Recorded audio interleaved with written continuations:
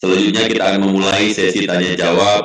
Sudah ada beberapa pertanyaan dari teman-teman media yang mohon izin kami bacakan. Pertama, terkait dengan arah kebijakan Bank Indonesia. Ini disampaikan oleh Agus Kompas, kemudian juga Grace Bloomberg, dan juga Gea Reuters. Pertanyaannya adalah, setelah menaikkan BI rate, bagaimana arah kebijakan Bank Indonesia ke depan? Kemudian nomor dua, bagaimana langkah lanjutan kebijakan moneter jika pelemahan nilai tukar ini masih berlanjut? Selanjutnya yang terkait inflasi dari Magdalena RRI. Pertama, bagaimana dampak pelemahan rupiah pada imported inflation, terutama untuk bahan baku industri dan bahan pangan yang masih impor. Kemudian yang kedua, bagaimana langkah Bank Indonesia dalam mengendalikan inflasi, khususnya di tengah risiko El Nino yang berpotensi mempengaruhi pasokan pangan di daerah. Selanjutnya terkait dengan pembatasan falas dari Arijal CNBC, bagaimana dampak kebijakan penurunan threshold falas tanpa underlying menjadi 50.000 dan nanti menjadi 25.000? Kemudian mengenai kredit, ada pertanyaan dari Selvi Kontan, bagaimana proyeksi kinerja perbankan sepanjang tahun 2026 setelah BI rate naik? Dalam kondisi suku bunga tinggi, sektor apa yang menurut Bank Indonesia masih memiliki potensi kuat mendorong pertumbuhan kredit hingga akhir tahun? Kemudian mengenai kris dari IRA Infobank, bagaimana update transaksi kris baik dari dalam negeri maupun cross border hingga saat ini? Terakhir, mengenai uang palsu dari Aris Foi, bagaimana langkah Bank Indonesia untuk mencegah dan memberantas maraknya uang palsu? Demikian Bapak Gubernur, Bapak Ibu anggota Dewan Gubernur untuk dapat direspon. Kami persilakan Pak. Terima kasih Pak Ramdhani dan juga terima kasih rekan-rekan media yang telah menyampaikan pertanyaan-pertanyaan yang sangat bagus, baik dari Mas Agus Kompas, Grace Bloomberg, Gea Reuters, demikian juga Magdalena RRI, mohon maaf, kemudian Arijal CNBC, Selvi Kontan, Ira Infobank, dan Aris Voice of Indonesia. Saya akan merangkum jawaban secara pokok-pokoknya dari pertanyaan Mas Agus, Grace, Gea, arah kebijakan Bank Indonesia. Saya rangkum juga pertanyaan Magdalena RRI untuk inflasi. Dan sebagian dari Selvi Kontan mengenai kredit. Nanti saya undang Bu Deputi Gubernur Senior dan rekan-rekan anggota Dewan Gubernur yang lain, Bu Aida, Bu Fili, Pak Riki, dan Pak Thomas untuk menyampaikannya lebih detail berbagai pembahasan. Ada 4 hal yang ingin saya tekankan untuk menjawab pertanyaan dan sebagai dasar pertimbangan bagaimana dalam 2 hari ini betul-betul Dewan Gubernur dengan seluruh pimpinan Bank Indonesia membahas secara mendalam perkembangan terkini, berbagai informasi untuk prospek perkiraan ke depan, berbagai risiko-risiko, kita berdebat panjang, termasuk bagaimana merumuskan kebijakan. Ingin kami tegaskan dalam perumusan respon kebijakan, termasuk kenaikan BI rate, kami betul-betul mempertimbangkan secara masak dan terukur. Dan betul-betul bagaimana kita mengutamakan stabilitas ketahanan eksternal di tengah gejolak global dengan tetap turut mendukung pertumbuhan ekonomi, bersinergi erat dengan pemerintah. Yang pertama adalah hubungan kenaikan suku bunga BI rate dan SRBI dengan stabilitas nilai tukar rupiah dan melandasi kenapa Bank Indonesia dengan keputusan kebijakan ini meyakini bahwa rupiah akan stabil dan akan menguat. Insya Allah nanti di bulan Juli, Agustus itu akan menguat. Nah, tadi kami jelaskan kenapa rupiah itu melamah. Dalam berbagai kesempatan saya sampaikan kenapa nilai tukar rupiah itu under value. Mestinya itu rupiah itu akan menguat dengan defisit transaksi berjalan yang rendah, pertumbuhan ekonomi yang tinggi, inflasi yang rendah, dan berbagai indikator-indikator fundamental ekonomi kita. Saya sering mengatakan ada dua faktor utama yang memberikan tekanan pada pelemahan rupiah.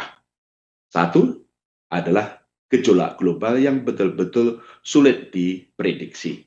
Yang tadi saya jelaskan, gejolak global dari rentetan kebijakan tarif hingga kemudian perang di Timur Tengah. Dengan harga minyak yang tinggi, pertumbuhan yang global yang menurun, inflasi global yang naik, arah suku bunga moneter di berbagai negara yang cenderung ketat termasuk Fed Fund Rate, suku bunga yield US Treasury yang meningkat tinggi, dan dolar yang menguat. Itu faktor yang memberikan tekanan kepada pelemahan nilai tukar di hampir seluruh dunia, termasuk rupiah. Di samping tekanan global, saya sampaikan bahwa secara musiman, bulan-bulan April, Mei, dan Juni itu memang permintaan falas domestik itu tinggi. Di bulan April tahun ini ada kebutuhan untuk ibadah haji umroh, termasuk juga mulai pembayaran untuk sebagian bunga maupun pokok utang luar negeri. Berikut juga pada bulan Mei dan kemudian bulan Juni juga pembagian dividen. Sehingga itu yang kemudian kondisi global yang mengakibatkan capital outflow di tengah permintaan falas domestik hingga Juni memang itu masih tinggi. Dan karenanya kenapa Bank Indonesia telah memberikan berbagai instrumen untuk menjaga stabilitas nilai tukar rupiah.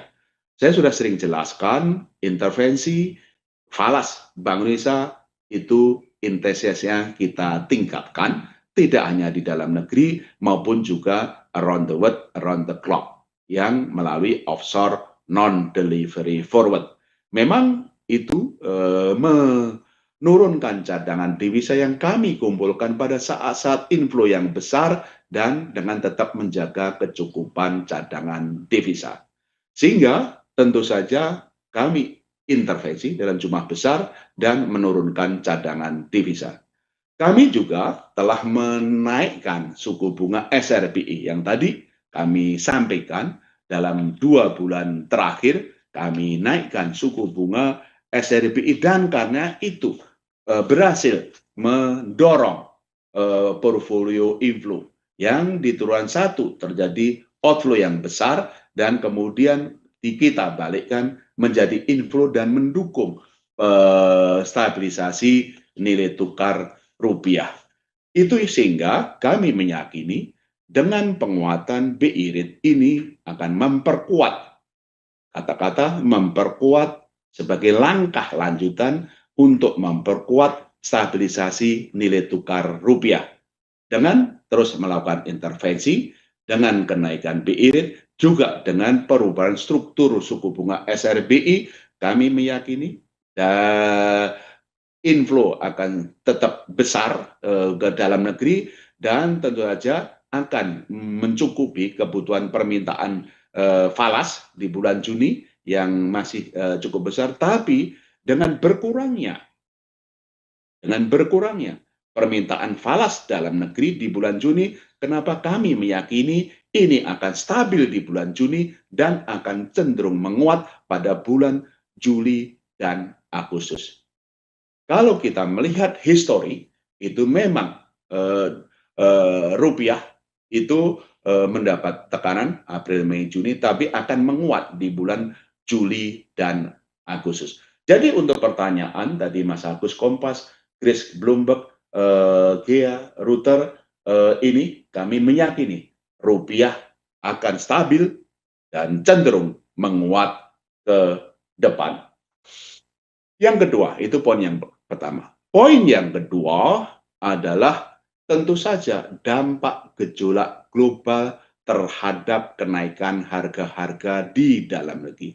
Dari bulan per bulan kami memantau bagaimana kenaikan harga minyak, harga komoditas dunia terhadap harga-harga di dalam negeri, termasuk harga-harga impor tadi yang ditanyakan oleh kawan-kawan, baik dari Magdalena RRI maupun yang lain.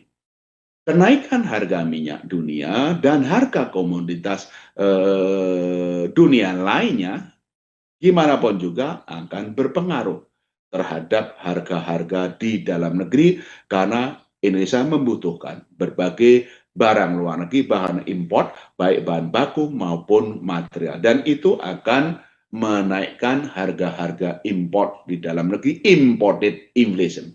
Demikian juga harga energi non-subsidi juga akan berpengaruh kepada inflasi.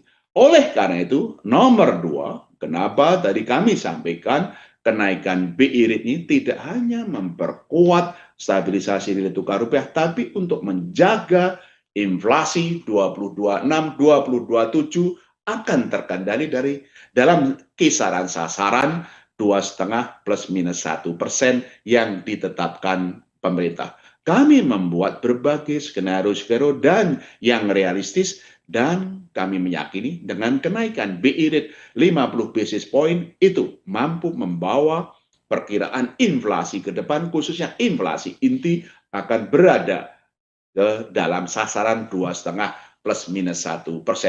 Tentu saja kami terus akan memperkuat sinergi dengan pemerintah untuk mengendalikan inflasi. Tadi ada pertanyaan, bagaimana mengendalikan inflasi? Tidak hanya administer prices, tapi juga inflasi dari harga pangan, volatile food, termasuk juga El Nino. Kami koordinasi dengan erat dengan pemerintah, Menteri Pertanian, maupun juga Menteri Perdagangan dan kementerian lembaga lain, Pak Menko Perekonomian, bagaimana memastikan dalam tim pengendalian inflasi pusat dan daerah, termasuk juga Menteri Dalam Negeri, melalui 46 kantor-kantor Bank Indonesia di seluruh Indonesia, bagaimana memastikan harga-harga pangan, volatile food, maupun juga dampak rambatan dari global itu tetap terkendali. Itulah nomor dua, kenapa kenaikan BI rate 50 basis point ini kami meyakini mampu membawa perkiraan inflasi 2026,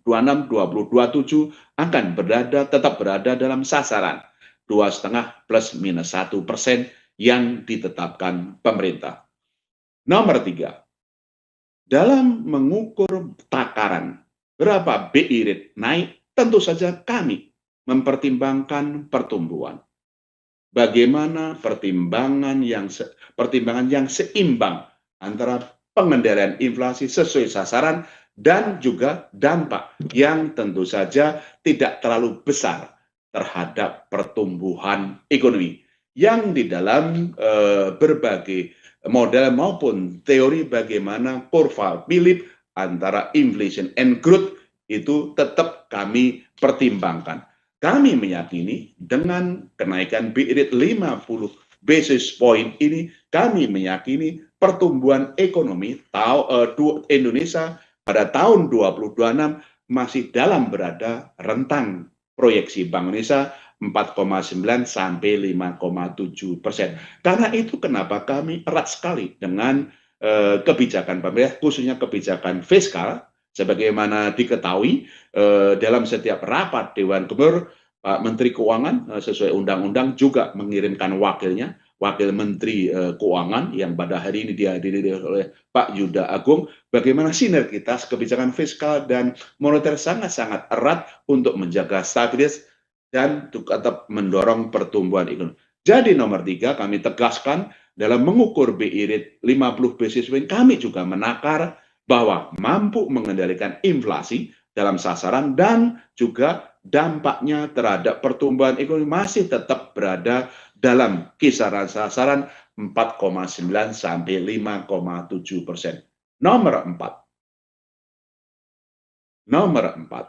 Nomor 1, kami meyakini dengan BI rate 50 basis point dan instrumen moneter yang lain, rupiah akan stabil dan cenderung menguat. Yang kedua, kami meyakini bahwa inflasi 2026-2027 akan tetap berada dalam sasaran. Nomor 3, kami meyakini dengan berbagai kebijakan ini pertumbuhan ekonomi 2026 itu berada 49, sampai dengan 5,7%. Nomor 4, bahwa dengan kebijakan ini kami akan memastikan bahwa likuiditas di pasar uang dan perbankan lebih dari cukup.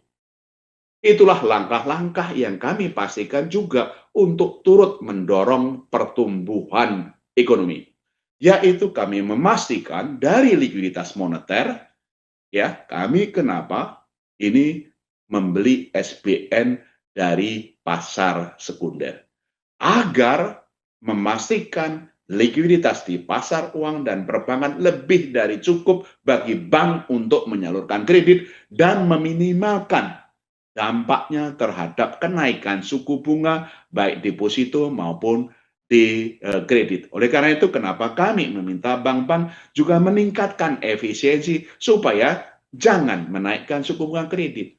Efisiensi harus ditingkatkan supaya betul-betul mendorong kredit. Bank Indonesia meyakinkan bahwa likuiditas lebih dari cukup, yaitu tentu saja seperti tadi sampaikan, membeli SBN dari pasar sekunder sehingga likuiditas mengalir ke pasar uang dan perbankan yang tadi kami sampaikan bahwa Bank Indonesia juga telah membeli SBN year to date tadi kami sampaikan dalam jumlah 140,57 triliun rupiah hingga 19 Mei, dan tahun lalu adalah 330 triliun rupiah itu likuiditas. Uang primer, uang beredar juga kami jaga tinggi, double digit, M0 14,1.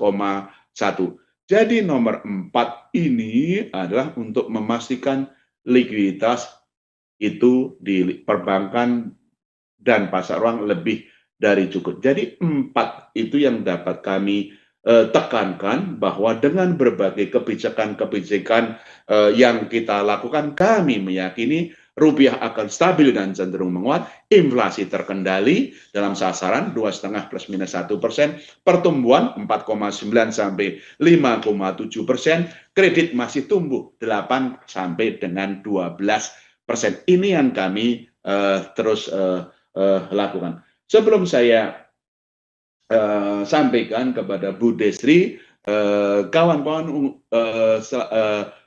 dapat kami tambahkan kepada kawan-kawan bagaimana Bank Indonesia turut mendorong pertumbuhan ekonomi.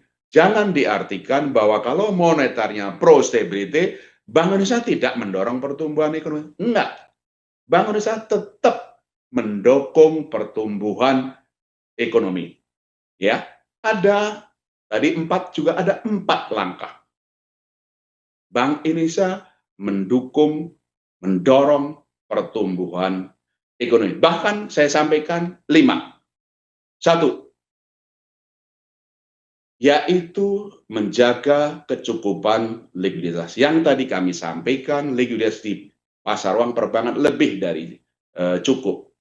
Alat likuid per DPK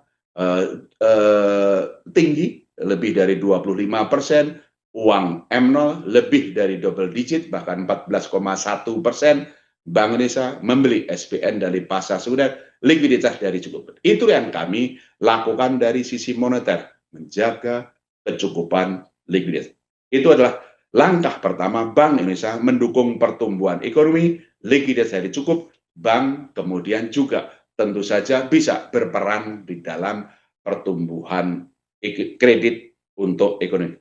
Nomor 2, Yang kami lakukan adalah meningkatkan kebijakan insentif likuiditas makro Brazil. Tadi kami sudah sampaikan KLM jumlahnya besar. Yang tadi kami sampaikan KLM itu sudah mencapai cukup tinggi, bahwa KLM kita adalah 424,7 triliun rupiah. Itu data hingga Mei 2026 kami alokasikan kepada Bank BUMN 214,2 triliun, kemudian juga Bank swasta 171,1 triliun, BPD 30,6 triliun, dan juga kepada sektor-sektor prioritas yang mendukung asasita yang tadi kami sampaikan. Nomor dua adalah dari kebijakan makro Brazil longgar, memberikan insentif likuiditas kepada bank-bank yang menyalurkan kredit dan menurunkan suku bunga yang menjaga suku bunga kreditnya tetap rendah. Itu adalah nomor dua. Hari ini kami juga tingkatkan bagaimana kebijakan makro Brazil adalah terus mendorong pertumbuhan kredit tadi. Ya. Nomor tiga, yaitu adalah pelonggaran yang kami lakukan dalam rasio intermediasi makro Brazil. Sebagaimana kita ketahui, bank-bank itu ada ketentuan rasio intermediasi makro Brazil antara 84 sampai 94%. Nah, kami mendorong pemenuhan 84-94% ini adalah memperluas cakupannya. Dari sisi liabilities atau funding, kami memperluas cakupannya tidak hanya dana pihak ketiga yang tradisional, ya, rekening giro, tabungan, deposito, tapi juga penerbitan sekuritas surat berharga baik konvensional maupun syariah. Dari sisi penyaluran dana, tidak hanya kredit, tapi juga pembelian bank-bank surat berharga konvensional dan syariah. Ini sehingga peluas cakupannya, sehingga daya dorong perbankan untuk mendorong pertumbuhan kredit itu diperluas dan karena pertumbuhan ekonomi. Bahkan bank-bank yang kemudian dapat memenuhi perluasan cakupan ini 84-94%, kami berikan tambahan insentif likuiditas yang tadi kami sebutkan. Itu adalah ya, nomor satu, likuiditas moneter lebih dari cukup. Dua adalah kebijakan insentif likuiditas. Tiga, perluasan dari rasio intermediasi perbankan. Keempat adalah koordinasi kita dengan pemerintah, OJK, KSSK, dunia usaha, dan perbankan yang tadi kami jelaskan adalah melalui program percepatan intermediasi nasional yang kita sebut PINISI. Kami bersinergi erat dengan pemerintah, perbankan, dunia usaha untuk mengatasi permasalahan baik dari sisi penawaran perbankan maupun permintaan dunia usaha. Untuk sektor-sektor tentu saja dari sektor ke sektor apa yang dilihat perbankan masalahnya, apa yang dilihat oleh dunia usaha, kami bersinergi untuk mengatasi itu dalam program PINISI yang terus ini bisa mendorong kredit. Itu yang keempat. Nomor 5 adalah dari digitalisasi sistem pembayaran yang kawan-kawan sudah banyak tahu.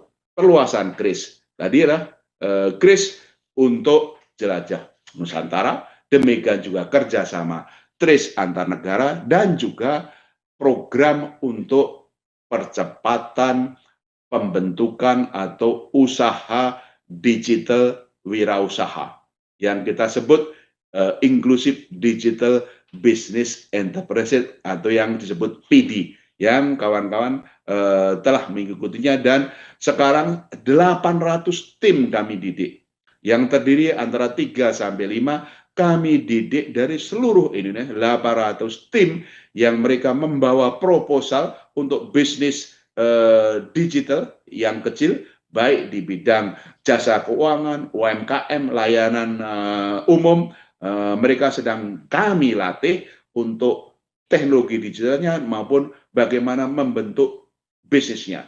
Dalam 2,5 bulan kami latih, kami berikan sertifikatnya, baru 2 bulan kemudian kami akan ajak mereka untuk sandboxing dan mengundang para pakar maupun para calon investor penggunanya, dan kemudian kita harapkan di akhir tahun setidaknya ada 80 bisnis digital yang sudah bisa berkembang. Dan setiap tahun ini kami lakukan. Itu adalah 5 langkah Bank Indonesia mendorong pertumbuhan ekonomi. 1, likuiditas moneter lebih dari cukup. 2, terus meningkatkan insentif likuiditas makro ke sektor-sektor prioritas. 2, perluasan, pelonggaran rasio intermediasi perbankan dengan tambahan insentif. 4 adalah program pinisi, dan kelima, akselerasi digital untuk ekonomi keuangan digital inklusif sebagai sumber pertumbuhan baru ekonomi Indonesia dan penciptaan lapangan kerja. Barangkali itu yang dapat kami jelaskan untuk berbagai pertanyaan tadi, supaya ini semakin memperjelas bagaimana Bank Indonesia menjalankan mandatnya, menjaga stabilitas, dan turut mendorong pertumbuhan ekonomi, bersinergi erat dengan pemerintah, KSSK, dan para pihak. Kami undang Bu Desri untuk menjelaskan berbagai pertanyaan maupun